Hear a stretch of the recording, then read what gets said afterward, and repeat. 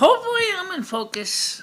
The one thing with automatic focus cameras, including the iPhone 4S, is it's a crapshoot sometimes. I have it zoomed in a bit more so because I'm the only one here. Monique said she would normally be able to do Monday through Wednesday, not necessarily Thursday and Friday. So you'll have to deal with me for today. But the main topic today is going to be weather again. And I'm also going to bring up something briefly about the Electoral College, but trust me, it's pretty small issue. For the next few days, especially for Sunday, listen up, guys. Right now, I can tell you this is pretty big. Ready? Big. Okay, ready? There's going to be a 22 or 21 to 22 degree temperature change on Sunday's forecast. Now, that's pretty big, and that's in Celsius, or about 40-ish, 44 degrees Fahrenheit temperature change in one day on Sunday here in the New England area. Now, I want to get to the forecast right now, because it is about that, so we are going to talk about that, because this is what I do. It's my mostly focus on weather because of the North American Snow Queen. But don't forget also that you also are going to have the convocation coming up, right? So let's get started with the weather right now. Right now, it is minus 6 degrees Celsius. It is cloudy. It is minus 11 degrees Celsius, what it feels like outside. Winds are southwest at 11 kilometers per hour. Humidity is at 48%. The UV index is at 0 because it's dark, obviously. The dew point is at minus 15 degrees Celsius. Sunrise this morning was at 7:14 a.m. Sunset was at 4:22 p.m. Okay? Now, if we go for tonight, which is Friday night, it's going to get down to minus 9. Not as bad as it was last night. But it's still going to be a lot, it's still going to be pretty cold. However, you're going to start seeing snow tonight. Now, the snow between tonight and tomorrow is going to total 7 to 12 centimeters. Not really a major deal. It's just going to be, 7 to 12 centimeters is not really a hell of a lot. It's 7 centimeters is close to about 3 inches, and 12 would be about 6. So you're not really going to see a huge honking pile of snow tomorrow. But don't expect the soup kitchen to be open, because I know the soup kitchen on the weekends, they have to make their own, they have to call their own shots, but if they think it's really bad, George is going to probably just say, we're not open. Sorry. We'll have to check it in the morning and see what the story is with that.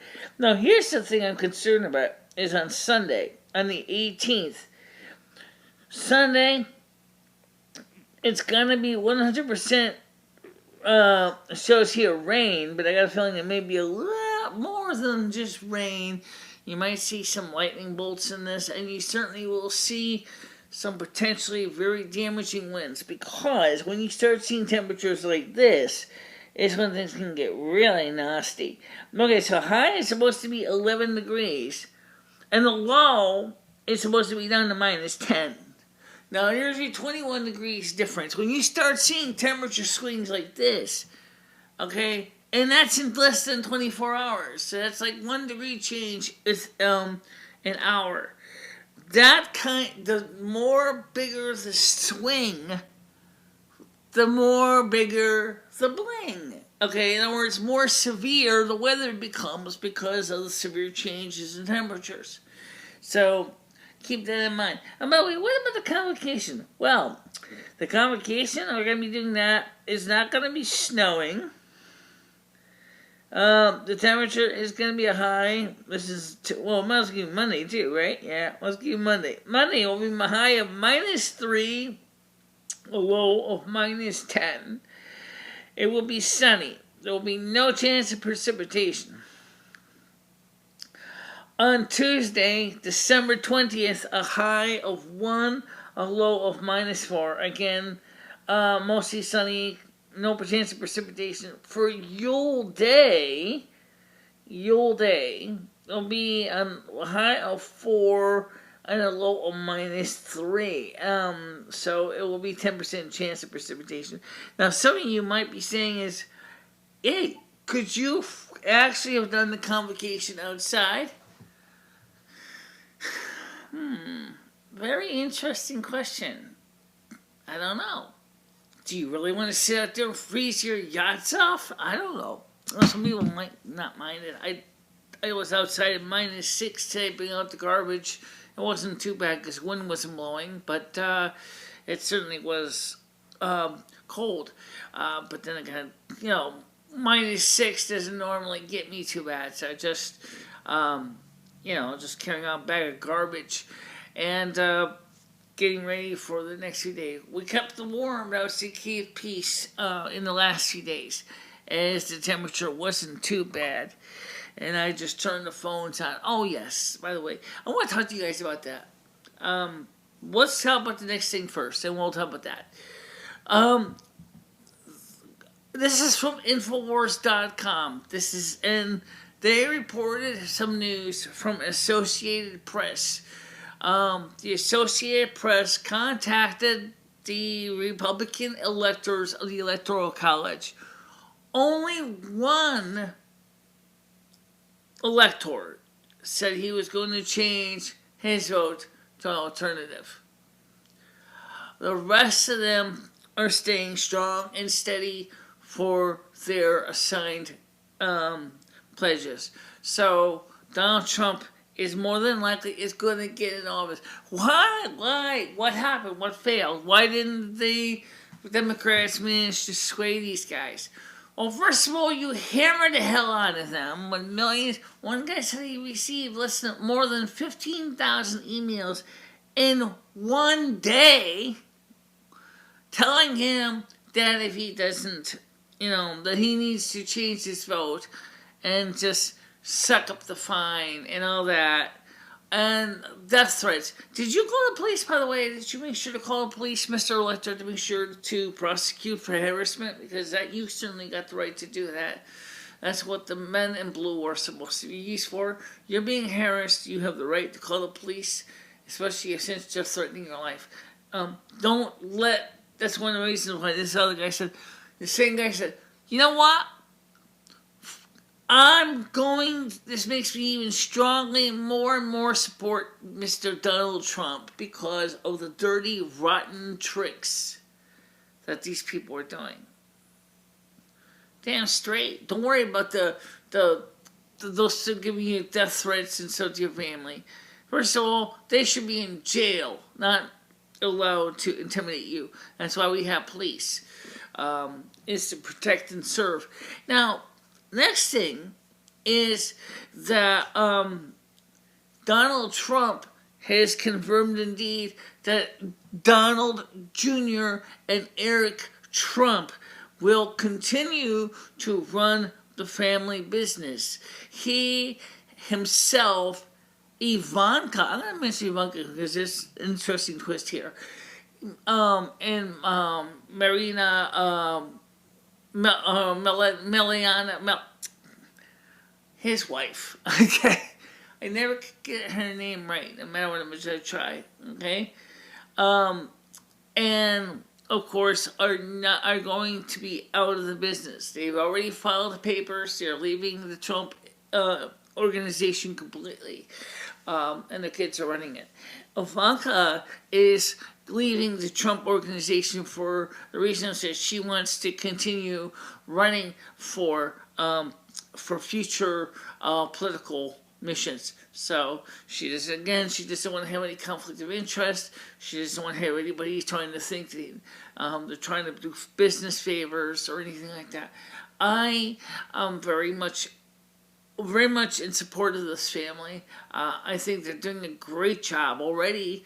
Donald Trump has been actively involved in intelligence meetings with the different intelligence agencies already. He's not even president officially yet. He's already doing briefings, and he's already keeping up with all the stuff that's going on the higher presidential clearances and everything. Great work by President Donald J. Trump. Thank you very much, sir, for being there and doing a great job. And we thank you. We hope that everything goes fine during the inauguration. But, you never know, especially with the Never Trumpers and what they call themselves, the Hamilton electors and all that. But I don't think they're going to succeed. I got a strong feeling that if there's going to be any kind of defecting, it's going to probably be more likely the Democratic electors in states like Colorado and Oregon who have said, we'd rather vote for Donald Trump than Hillary Clinton. We're sworn as the Democratic electors to vote for Hillary Clinton. We don't want to vote for Hillary Clinton. So they started a court case to try to ask that the fees, the fines be waived so they don't have to deal with that. And in Oregon, the judge says no dice. Same thing in Colorado, the judge said no. So that was, in the case of Colorado, the case also had to deal with saying that it was a violation of their First Amendment. However, the judge said, no, you signed your First Amendment away. You waived it when you chose to become an elector for the presidential election. So you are basically just like the Nielsen ratings. It's the same thing. You got the Nielsen households. They actually are the ones who represent a group of people, except it's kind of a little more detailed than that, in the sense that if you got 15, okay, let's just make the math easy, because I'm not really in the middle to get my head twisted up with numbers.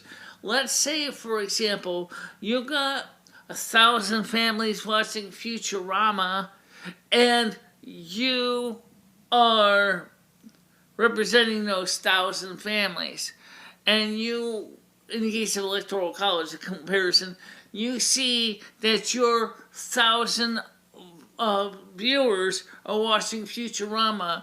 You can't say instead, no, I don't want to support that. I'm going to say I'm going to be watching The Simpsons instead. Yeah, it's pretty much exactly shortly how the Electoral College works in a nutshell. Your one vote is a representative vote of your district. So the Never Trumpers and the Hamilton movement Trumpers, anti-Trumpers, are going to fail because those people, number one, don't want to pay a $1,000 fine, and some of them could end up doing the jail time. And one of the things that the electors have also said, like they said at Infowars.com, is please, Hollywood, shut your pie hole. We are obligated to do what we're going to do. And besides, this guy is already doing more successfully than prior candidates. And we are obligated anyway to vote for him, so we're going to do our duty. And that's, I think, the electorate who said that to in the story that Alex Jones picked up. Thank you very much, sir, for standing up for what you truly believe in.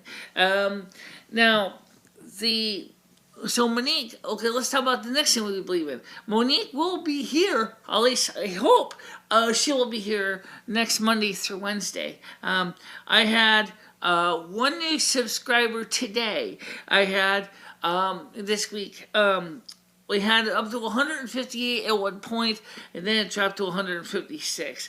I think what's happening is there's a very loyal core of users that come in, they watch the videos, or at least they subscribe They may not watch the channel all the time, but they may just be subscribing to show their fealty, but then they don't. And then there's others that come in here, watch a few videos, they think it's going to be worthwhile watching, and then they get involved with the other programs, and then they say, gee, you know what, this channel is an old grandmother, and she's sitting there and talking on camera and talking about electoral colleges and whether, you know, gee, I really kind of feel like I've, you know, turned to the wrong channel. Well, first of all, let me tell you something right now. Okay, first of all, number one, I'm not a grandmother. I am a grandmother age, yes. I am 48 years old. I could have been grandmother, except I'm sterile. I can't have children. Okay, so I don't have children. I have no family. I'm the last, well, not really the last of my family, but there's the other parts of my family have pretty much thrown me off, casted me off. So I'm kind of on my own, and I've been on my own for a few years now, since about 2003. But the thing here is, I've been doing videos now since March of 2011. And I have to admit, some of my videos can be pretty boring. Okay? It's not always easy to be creative. I mean, I am, because of my eyesight, I am not so much a visually creative person as I am, I'm a better storyteller than I am trying to give you visual graphics and whiz-bang and all that stuff. Because, first of all, when you're legally blind, you see the world a very different way than the full-sighted person individual does. And that's because we don't see the world the same way as you guys do. So one thing when you watch a movie, you say is, there's no graphics, it's so staid, it's so plain. Michelle's kind of boring too, but, you know, well, there's something about her stories that are kind of alluring, so I stick around. And those are probably the core people who come in. Now, sometimes they do come up with a great story or a video like you saw with I think I'm alone. I'm alone now. We're alone now video with the chrome green screen. That was originally was kind of an experiment that just turned out to be a really very fascinating piece of video. And it's far from exciting. There's, things like that don't happen every day. But what could happen every day is if I can get enough subscribers and enough people to click on AdSense, and if I can get enough people to go ahead and put a little donation in the tip jar. It's what is a donate button, guys. If you can donate some money, we may very well be able to do just the kind of stuff that you guys like seeing Actions do, or BigClive.com do, or Ave do, or Photo Induction do. Although I meant Photo Induction with this electricity and big sparks flying everywhere. It kind of scares me a lot, but that's not the point. The point here is, as long as we are willing, to have the funds to do those kind of things, there's less reason not to. Mentioned yesterday with Monique, we talked about camera production. I want to still bring this up.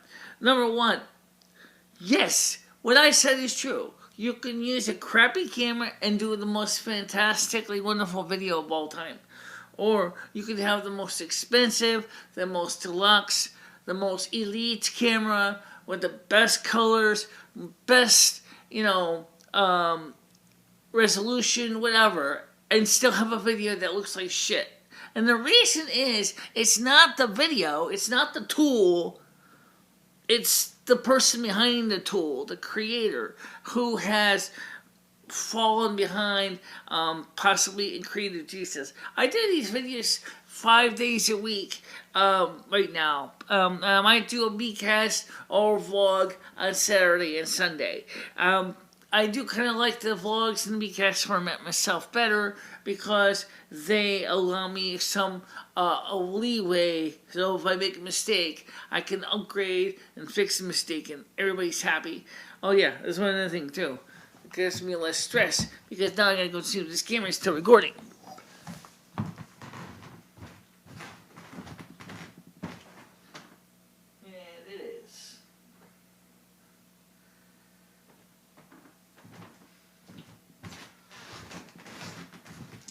And I also checked to see if the sound is not muted, and it's not.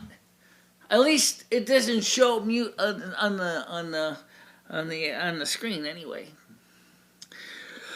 Okay, so now we have a phone number. So let me explain one thing right now. I really would love to hear from you, and if you don't want to call for whatever reason, that's okay. You can always leave comments. I do read the comments.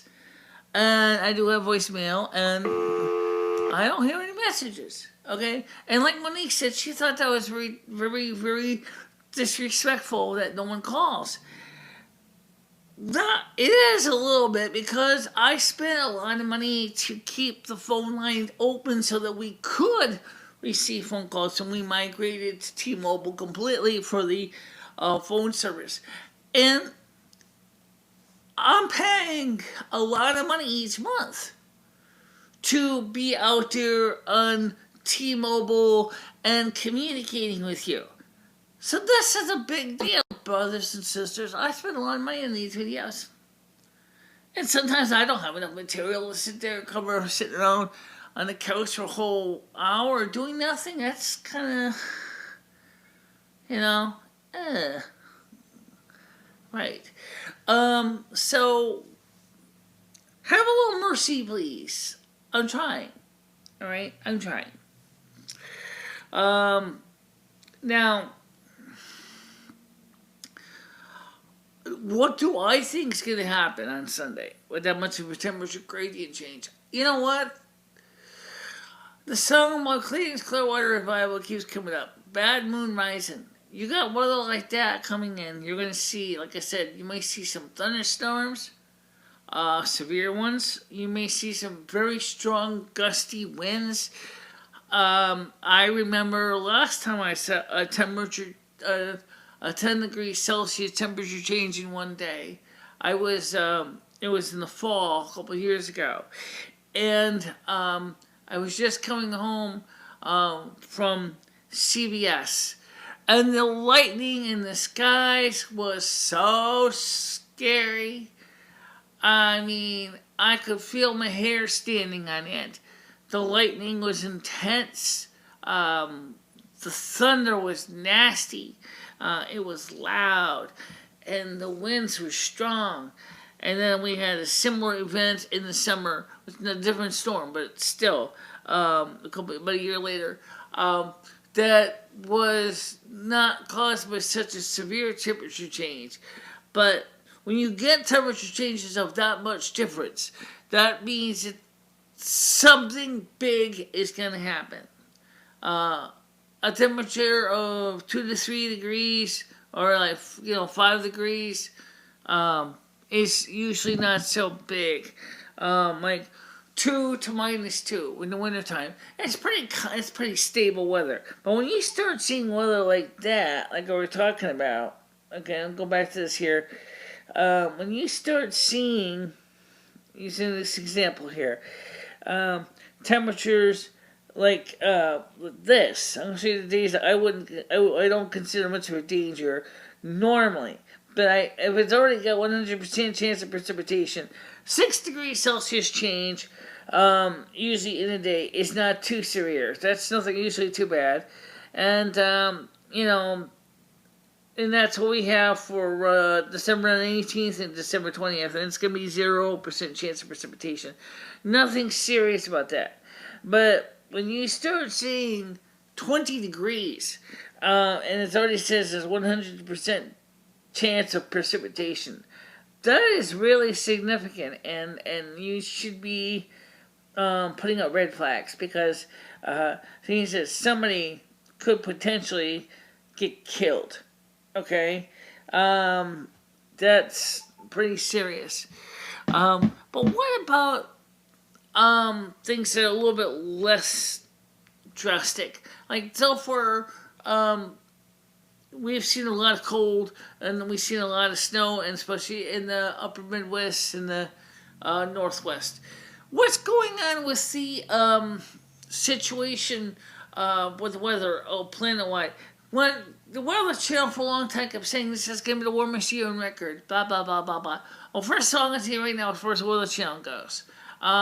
Statistically, that's what I said. For long-term forecasts, I don't believe them.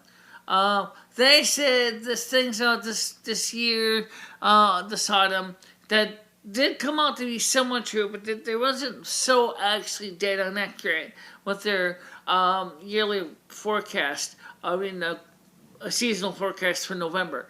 So I'm going to tell you right now what I say is, every day you look at the forecast, it always makes sense to go 2 or 3 days in advance at least, unless you got the raw charts from the weather services. And if you have the raw data charts, then you can actually make your own predictions. But most of us, unfortunately, depend on getting the information from other people, and because of time or because we don't know where to obtain the information. I have an idea where to get it now because Weather Dakota has brought up that information.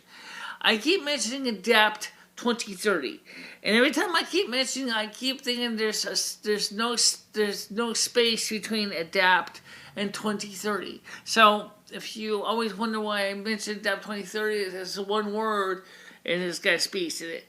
It's because my brain sort of sees it as one word username. Okay? Now, in the case of the Weather Decoded, ADAPT 2030, and a few other weather sites, one of the most important things is if you got the time, they have the maps out there. You can look at them yourself. You can sit down and draw your own conclusions. Most people don't have the time, some people don't even have the skill to read a map and understand what they're reading. I happen to have the skill, but doesn't mean I have the time. Okay, so the average person is looking at that map, and I think I got a burnt out light bulb up there. No, I don't think so. We'll check it a little later on. Michelle's talking about the light bulbs and the Christmas lights on the wall. Maybe it's not burned out. I don't know. Anyway, so what I'm trying to say is, the Weather Channel is also as part of the IPCC, Intergovernmental Panel on Climate Change, trying to push global warming. And they keep saying things like NASA. NASA loves to do this. They try to keep fudging the numbers, saying, this is the warmest year on record. Really? Gee, that's interesting. Why are they getting snow in South America right now in their summer? And the same thing in Australia. That's what ADAPT 2030 just brought up. It's snowing. And it's freezing in the southern hemisphere, in Australia, in New Zealand. It's snowing. And it's snowing in the South America, which is this summer. Gee, I thought you said it was supposed to be the warmest year on record.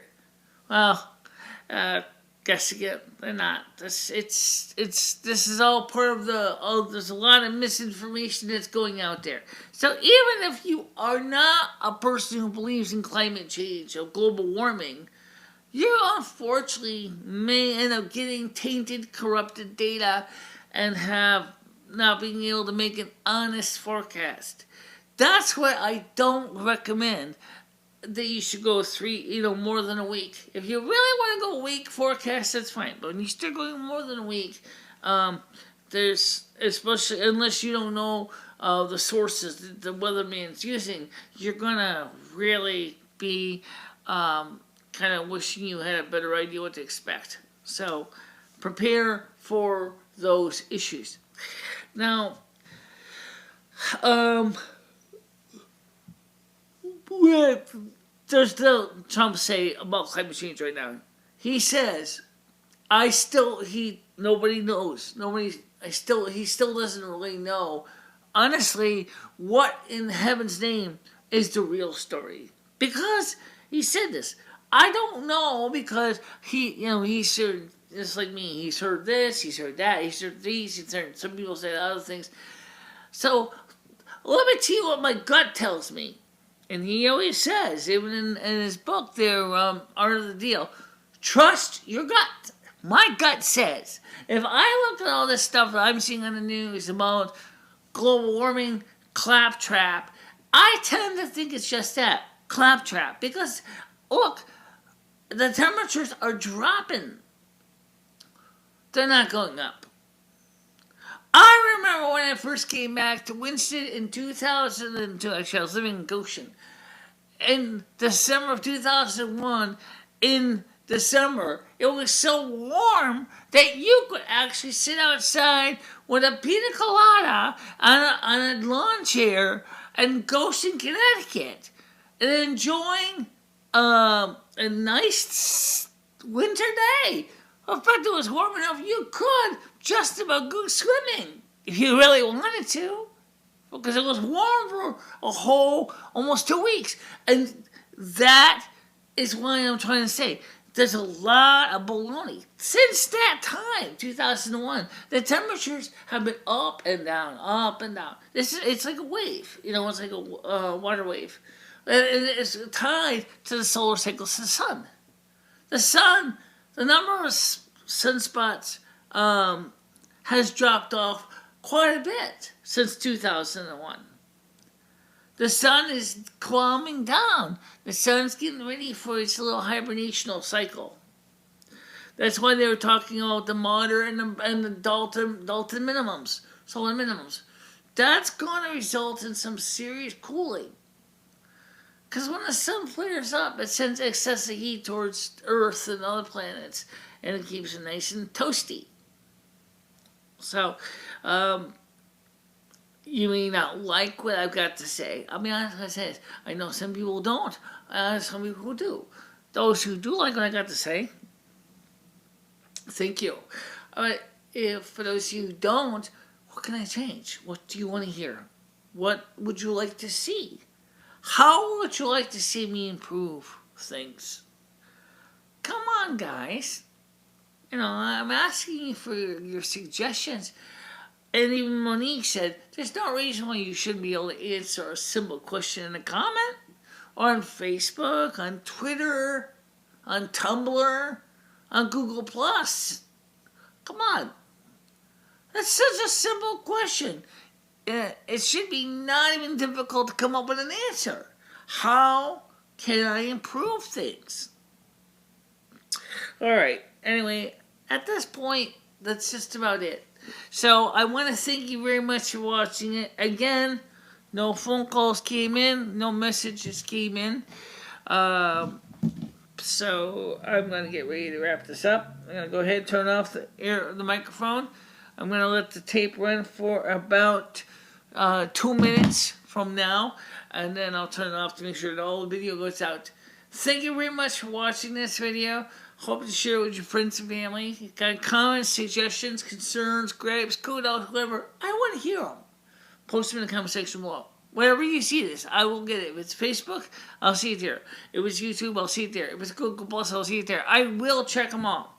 And lastly, don't forget, you can always send donations. There's a donate button on the YouTube page. Plus, we accept donations through GoFundMe and Patreon and PayPal. Yes, you can actually pay me through PayPal. It's no big deal. We still have the other Irene Bray available. I didn't forget. Did you? Yeah. If you send me a monthly $20 a month donation, I will send it out to you. And if you don't want it, but you want to still make a monthly donation of $20, that's fine. And we have a Dell PowerVolt 122T VS80 vinyl tape drive with barcode reader support.